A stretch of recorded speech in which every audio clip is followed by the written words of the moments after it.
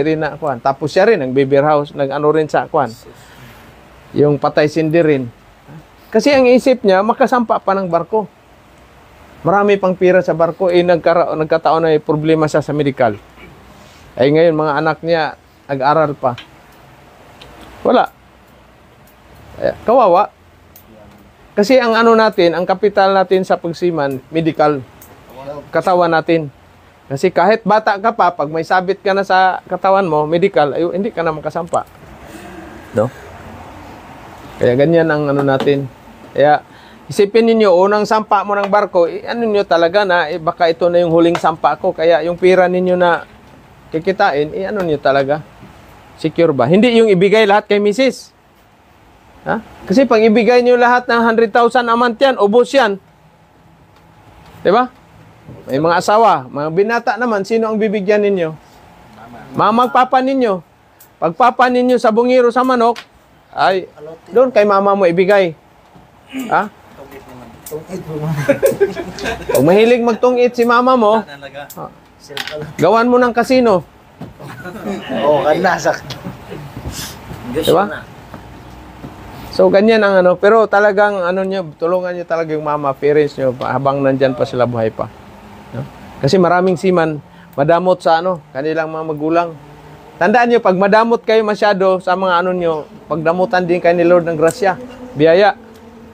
Bigayan nyo ng ano na yan. Hindi naman lahat na ibigay mo lahat. Pero tulungan mo rin. Mga kapatid mo na mga walang-wala. Tulungan mo, paaralin mo. Yung Peter, para makasampa pa. Yung mga may edad na, bilhan mo ng farm. Diba? O sakahan, magkano lang yung 1/4 hectare.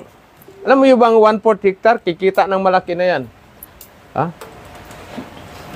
Maraming ano, kita mo sa ibang bansa, ang mga farmer yung mayaman. Dito, bakit kaya dito hindi mayaman farmer? Kasi binabarat ng pag ano, tapos ang mahal ng fertilizer, saka kulang ng kaalaman kung paano ipa-income nila yung farm nila. Ha? Dapat pag may 1 hectare kayo, ha? 1 hectare kayo na ito, lupa. Multi-crop ang itanim ninyo, ha? Dito, halimbawa, niyog, isang hilirang niyog dyan. Sunod, mais, dito, ilang meter yan, mais. Ha? Papaya, diba?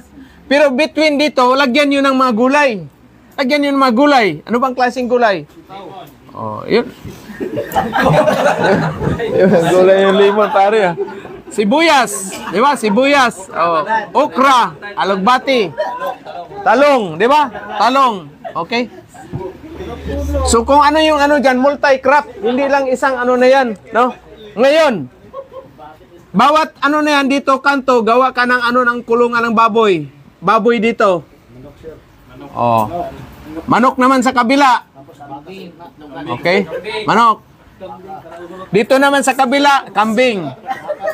Dito naman sa kabila, ha? Andoon sa gitna ng ano, bundok. Manok ka mag-beerhouse. Sino customer mo? Inkanto. NPA. Oh, shout out mga NPA. Baba na kayo, mag-welding training. Libre ko kayo. Di ba? Baka. Ito, baka. Ha? Sa kabila naman, kambing. O, di ba? So, ito yung idea na kuha ko doon sa nag-meet ako ng national awardee sa farming. Ha? Mayroon namang isa, ang ginawa niya, yung mga kamatis. Dami, basta multi-crop. Ha? Isa siya sa ano, yung ano niya, yung bawat puno, mayroong mga tubig na, mga bottled water na kalawit, parang dextrose. May tansi, direct doon sa puno ng ano, sibuyas, mga kamatis, talong. Ha? Wala, hindi na siya nagbibi, ano ba, buo ba? Inibisyon niya eh. Mayroong bottled water na may tansi na kaano doon, direct doon sa puno ng ano. Galing. Nag-umpisa lang siya 500 square meter. Ngayon, ano na, may sarili ng training school sa farming. 3 times national awardee, taga Sikihor yun. No? Kita tayo, sir, sa ano? Sa, tawag nito, sa Manila. No? February 10, kasi mayroong TISDA conference, Tibet conference doon. No? Kaya, shout out sa mga viewers yan sa Manila. No? Kaya ano dyan, sino bang may lupa sa inyo? Bigyan nyo ng idea doon sa ano. Ang gulay kasi, madali lang ano yan. Ha? Dali lang ma-harvest. Hindi kagaya itong niyog. 3 months man yan. Papaya, ganun din. Pag ang papaya, pag nagbunga na yan, tuloy-tuloy man yan. Ay magkano isang kilong ng kapaya? 15 pesos yata yan. Mayroon pang 20. Mangga, matagal ang mangga. Pero pag maliit lang ano ninyo, ito nang gagawin ninyo. Multi-crop. May mais ka ditong tanim, di ba? May kamuting kahoy. Di ba? Kambing, nandito yung mga ano nila, yung madumi nila, yun ang i-fertilize mo doon sa ano ninyo. Hindi na kayo mag-ano ng abono. Di ba? Oh. Kakao, matagal ang ano niyan. Matagal ang ilang years yan bago mamunga. Pero pag malaki yung ano ninyo, may income na kayo sa pagbabarko, ano ninyo, farming. Tanim kayo ng mga prutas, di ba? Or yung agarwood. Mayroon kang 1 hektaryang agarwood, ilan na yan? Kikita ka na ng 50 million. 3,000 ang kilo ata yan. Mayroon mga 8 years to 10 years harvest na yan. Pero kailangan kayo sa DA. Hindi yan kawaton. Lagyan mo ng plastaran mo ng 30 caliber yung kanto ng ano mo farm. Adlock si Ray. Ibigyan mo lang naman sila ng ano niyan, ulam. Pag hindi tumatanggap, patayin mo. Ay, patayin. Sorry. Bawasan. Hindi kasi ang dito sa atin ang pagpa-farm ko, yung mga farmer natin kulang sila sa kaalaman. Kaya nung natisda ambassador ako nung 2019, kung hindi lang na ano yon, invite ko sana dito sa Caraga yun si Sir. No?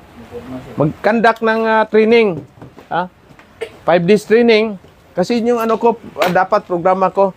Sa bawat munisipyo, magkaroon ng 2 participant. Tapos, sila naman ang magturo doon sa per barangay. Kaso, namatay man yung ano, nag-pandemic pa. Wala. Yun yung ano ko sana, advokasya. No?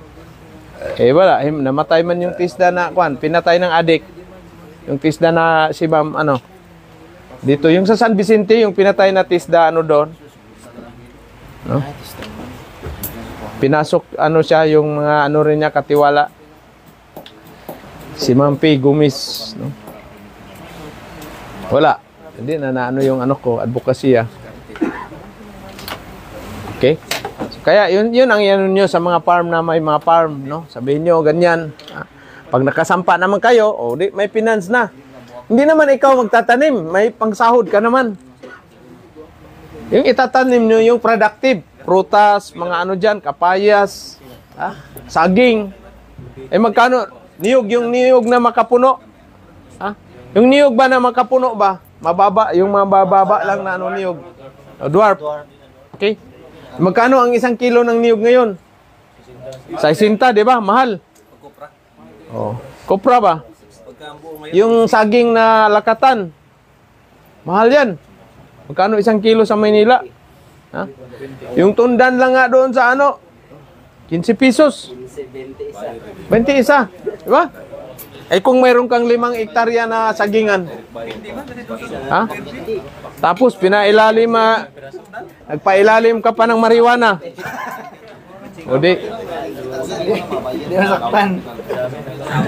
Huwag niyo gagawin yung marijuana. Mayayari ang buhay natin dyan. Uy, magano tayo, Sir Fred? Paggawa na tayong ganito yung progress chart. Gawan mo ng dyan. Tapos mo doon sa miles. Paano mo? Iba naman ang sa land base, no? Ganyan. Progress chart para hindi natin makaligtaan. Tapos yung may booklet sila din, sa isa. Okay? Ayos ba? Hindi lang welding ituturo. Lahat yan pangkabuhayan ninyo. Kasi gusto ko, darating ang time, makapunta ako sa farm ninyo, at least. Native chicken lang naman paborito ko eh. Di ba? Wag yung bantam, malaki masyado yan, di ko maubos yan. Lalo na pag may kambing, Sir Pid, no? Matagal. Marami-raming marami-raming alak yan. Kilawin, papaita. Yung mga laman loob, yan sa uric acid, tandaan nyo, Pag magpa-medical kayo, dapat walang laman loob na kakainin nyo ng mga, at saka yung tuna, yung isda na madugo, mataas ang uric acid niyan. Sasabit ka niyan, yung mga beans, munggo, tapos nag-medical ka kinabukasan, taas ng uric acid mo. Shell na matahong, wala, taas, talaba, wala, taas ang uric nyo yan. Kaya ingat kayo, tandaan nyo, pag bago kayo mag-medical, mag-water therapy kayo. Ha? Tubig. Tapos huwag kayong kakain ng ng mga bawal na mataas ang uric. Ano bang isda na konti lang ang uric? Bangus at saka tilapia. Sardinas, di lalo kang taas ang uric. Tamban yan eh. Ha? Di ba? Gulay na, kwan. Gulay. Mataas, wala, lang yan. May uric pero hindi gaano kataas. Yung tilapia at saka bangus. Kasi yun ang mataas yung uric ko. Yan ang inano sa akin ng doktor. Nako. Okay. Sanmig, mataas din yan ang uric acid. Kaya ako ngayon medyo sumasakit, Sir Fred eh. Sabagay, matagal pa man may graduation, no? Mabay na kayo. Tapos lang eh. Wala, kagabi, 2, 6 lang akong pilsin kagabi. 6. Oh. 6 lang na piraso. No? Kailangan. Kasi dati wala naman kong inom-inom doon sa barko. Dito walang alcohol dito. Walang alcohol. Okay lang yan, sir. Hindi naman kami mahilig sa Oh. Dapat lang kayo wag muna kayong maghilig sa inom. Kung mayroon kayong inumin, medyo bigay niyo sa amin 2, Sir Fred. Kaya ito ngayon, bawi ako ngayon, no. Yung ni Kulot, tawas yung luyang dilaw. Ha? Okay, so ayos lang dito, Dodoy? Ayos lang. 19 edad, ikaw 19, kayo, no? Mas maganda yung 19, mayroon na silang training na kaagad. Kasi pag abutan ka pa ng 25, wala. Ilang years lang, 2 years from now, 1 year from now, wala na, sampa na rin to. Si JR, ganun din, 20 yun nung sumampa eh. Nung training dito eh. Kasi ang pinakabata, 19 years old. O ngayon, nakasamba pa ng tanker pa sinapahan. No? Sa tanker, maraming klaseng tanker. Pag maka-experience na kayo, huwag kayong sumampa ng chemical tanker. Kasi delikado yan. Killing me softly yung title niyo dyan. Pag dyan. Dahil kayo yung sa fumes. Sa fumes. Mayroong mga chemical na hindi mo odorless, hindi mo yan ang mga delikado. Ako, iniwasan ko yung chemical tanker kahit gaano pa kalaki ang sahod niyan. Sumampa ko niya isang bisis, oil came. Sabi ng agency, hindi naman to, pit, naman to, oil na naman kargamento. Pagpasok, oil nga, yung mga lubricant. Pero pagpasok sa refinery, ang baho. Ay sama ka doon sa mooring winch. Ka, gas mask yung natin, parang welding. Ganyan, kasi ang baho sa chemicals. No? Kaya sabi ko, ayaw ko na dito. Sumasahod ka 2,100, pero mayayari namang health natin. Diba? Kahit hindi na magano kalaki ang sahod, basta safety ang health natin. Tapos sa barko, sa tanker kasi, meron kayo palagi fresh milk. No? Fresh milk. Yung ikaw yung dumidi. Lang. Ha? Oh, shout out pala. Yung talaga, itong mga tirador ng mga Peter ko talaga, fresh milk. Ha? Didi. Wag yan. Masisira, mamalasin ang buhay ninyo yan. Para na lang sa amin 2 ni Sir Fred yan. Ha? Huwag niyong subukan, masisira ang buhay ninyo dyan. Nakapag-drug test na ba kayo lahat? Huwag kayong gagaya kay BBM, natakot magpabunot ng buhok. No? Eh, kung hindi ka, bakit ka, gaano lang yan, pak, Diba? Wala. Kaya mayroon nga doon na ginapos siya eh. Di ba? Mayroon sa Facebook lumabas. Galing din nag-edit na mabugoy eh. Mga AI, sir. AI. Oh. Ay. No? So, yun ang project ninyo. Mayroon palang gagawa. Yung doon, di ba may tinanggal kayo na square doon na doon sa may tubig? Okay? So, gagawa kayo ngayon ng hatiin sa gitna, lagyan ng 4 na paa. Gawin niyo para sa panggas welding. Katingin mo na sa gitna yon, no? Lagyan ng paa ba? So, ito na yon, 4 na paa dyan, no? So, na kayo niyan? No? So mayroon na kayong pang gas welding. Tapos ano natin dito ng ano para diyan ilalagay yung mga ano natin. Dalawa kasi mayroon tayong ipakukuha ko yung tangke doon sa ano. Mayroon tayong regulator yung binili ko diyan, no? Tapos copper tube, wala na Sir Fred. Pabili muna tayo copper tube. Hindi, may darating yung ano delivery natin ngayon. Galing Davao yan ha. Akala niyo nagbibiro lang ako ng ano. Galing Davao yung delivery ng ano natin, electrode. Oh. 3 trailer truck.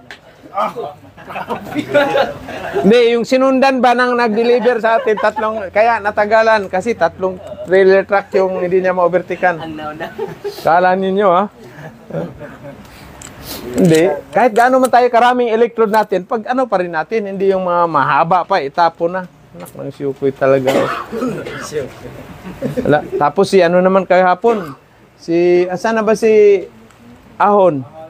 Nagtiltig, hindi naka ano. Nako. Huwag niyo ugaliin talaga yan. Kaya mayayari kayo dyan sa ano na yan, magtiltig, tsambahan yung mata ninyo, patay na. Ang katigasan ng ulo ninyo, pag once na disgrasya na kayo, saka pa kayo magsisi. Huli na yung pagsisisi. Pag nabulag ka na, hindi na kayo hindi na kayo maka-abroad. Oh. Saan kayo pupunta? Doon kayo gilid na simbahan. Diba? Ganun na kayo. 20% discount. Oh, 20% discount. Malapit na ako dyan, Sir Fred, 20%. Mayroon ka na ba 20% discount? Pag pumasok sa plural, wala. Hindi, mayroon pa rin yan. Hotel. Mayroon yan. Mga pagkainan, restaurant. Okay. May ano, saan ka natulog kagabi, Noy? Doy, sa baba. Sa baba ka. Jason? Yung doon sa ano, doon sa may taas doon? Second floor. Oh. Ayos. Mayroon maraming lamok doon. Mag-ano ka ng kuan? Wala man yun. Umalis man ang walang paalam yung palaboy natin. Kaya yun bang, bibigyan mo ng tsansa na magbago ang buhay. Pero dahil hindi siya sanay sa trabaho na ganyan, ano lang maglinis-linis dyan. Ang naproblema sa kanya kasi nasira na doon sa ano, puyat palagi sa cellphone. Sabi ko sa kanya, di ba, sabi mo wala kang cellphone, tapos ngayon marami ka may cellphone ka na. Sayang ba yung ano natin? Kaya wala. Ang pag-asinso, pag-angat sa buhay nasa atin, wala sa ano ibang tao. Ngayon, oportunidad, binigyan na tayo ng oportunidad na may idea. So kayo na ang mag-ano. Kayo na ang ano diyan, ano sarili niyo. Babae ka chat mo. Siya? Wala. Unahin ninyo yung babae, tapos bandang huli kayo rin kawawa ang mga anak ninyo. Kita mo yung mga pinsan ko. Inuna may asawa sila. Sabi ko, "Diyan, mag-aral tayo." Wala namang yumaman diyan na nag-aaral.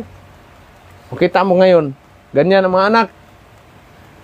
Panay tagay pa, wala nang ngipin, wala. Mga bata ang kawawa. Kayo, prepare kayo para sa future ninyo at saka yung magiging pamilya ninyo. Kasi hindi natin sisihin yung mga magulang natin na hindi tayo mahirap tayo. Tayo ang gagawa ng paraan para aangat ng buhay. Kasi ang cycle ng life natin, ano lang yan Parang gulong ba? Parang gulong. Alala ko tuloy yung ano namin. Dati, matutulog kami, Sir Fred, doon sa gitna ng palayan. Pag umuulan, magising kahating gabi. Dahil sa butas man yung nipa. Siksikan pa ng pader ko ng yung karton o plastic na para hindi tulo. Pero wala, magising ka na kasi dami mang tulo maliit lang masyado, ganito lang. Ilan kami. No? Ang cycle natin ng life, parang gulong, Nandito ngayon, mahirap tayo, talagang walang makain. O di, kailangan anong gagawin? Kailangan aangat tayo, di ba? So, diskarte sa buhay. Di ba? O di, nandito ka na ngayon, nakaangat ka na ngayon. O di, dito ka na. So, di ba? Matulog ka na, pwede ka na, walang hindi kagaya dito sa natin, daming tulo. Di ba? Pero tumutulo lang mo to pag umuulan. Pag mainit, wala mang tulo. Sigurado. Di ba, Sir Fred? Temporary lang naman to kasi pag nasima na kayo, doon naman kayo sa aircon na mga tulganan. Kailangan, maswerte kayo. Ito, ha? Sa experience ko, hindi ko na lang isa-isahin dahil abutan tayo ng 2 araw. Pero, grabe. Sacrifice mo na. Walang shortcut nga sa buhay. Ha?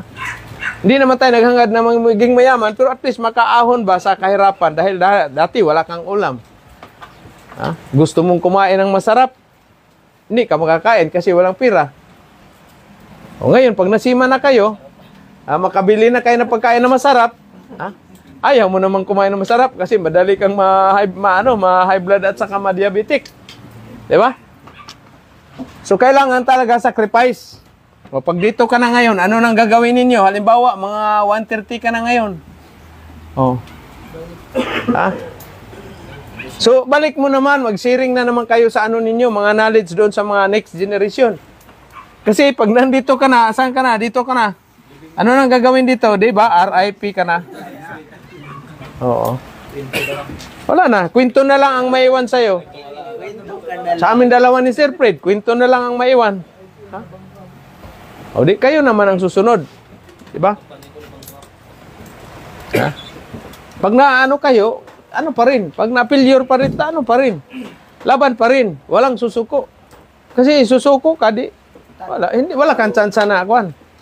Mayroon kang kasabi, di ba? The winners daw never quit. The quitters never win. English yun, ha? Tama ba? Ano? Bislig, no? Bislig ka, no? Siargao. Siargao. Asan Bislig? Ito pala, si Bislig. Shout out pala yung Peter niya, no?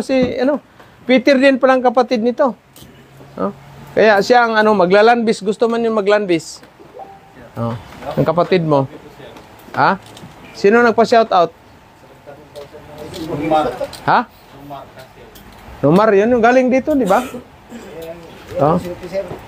Ano yun? Scholar natin, galing na Siargao yun. Tumama, naluto yung kulukoy.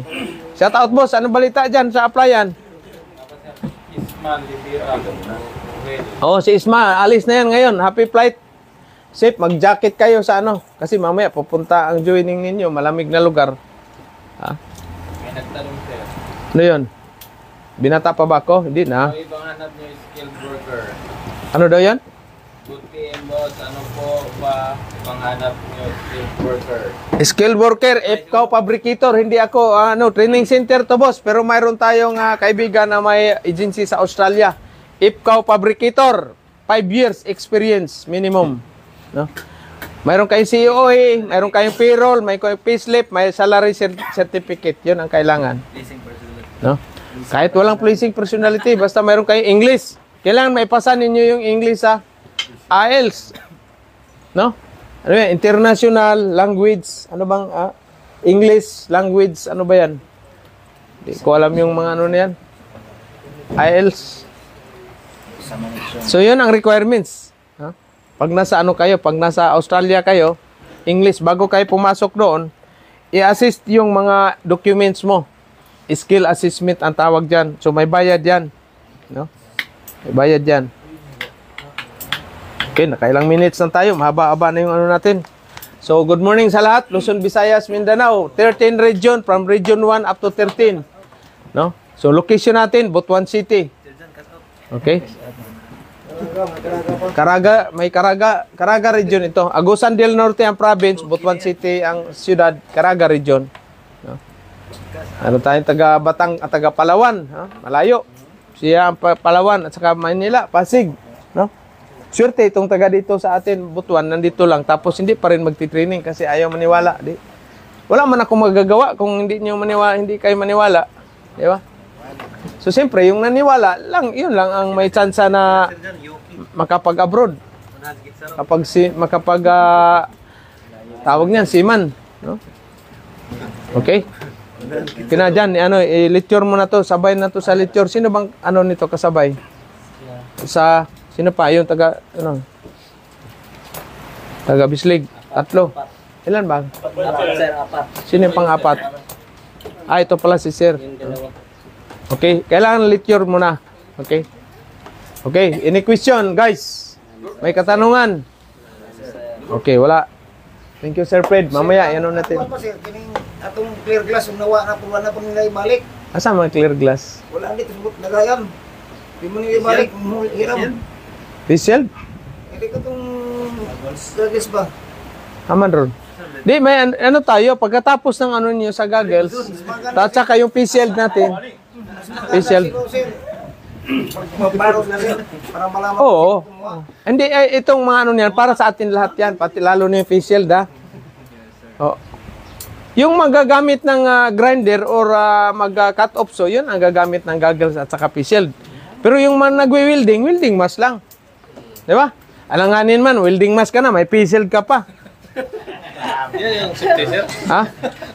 may ano ba? Wala, bagsak yan sa neuro. Ha? Bagsak sa neuro. May welding mask ka na, may face shield ka pa. Ha? Sa barko, sa ano yan, may mga sa landbis kayo, may helmet kayo dyan na mayroon ng ano, mayroon ng face shield. Ha? Helmet na may face shield na kasama na. Kaya doon ganun din sa Japan, di ba? Yung welding mask ninyo, mayroon ng ano din, may helmet, kasama helmet na. Kasi marami nagtatrabaho, kailangan may protection yung ulo ninyo. Ganun sa landbis shipyard. Okay, so thank you and good morning. Thank you, Sir Fred. Thank you, Sir Fred.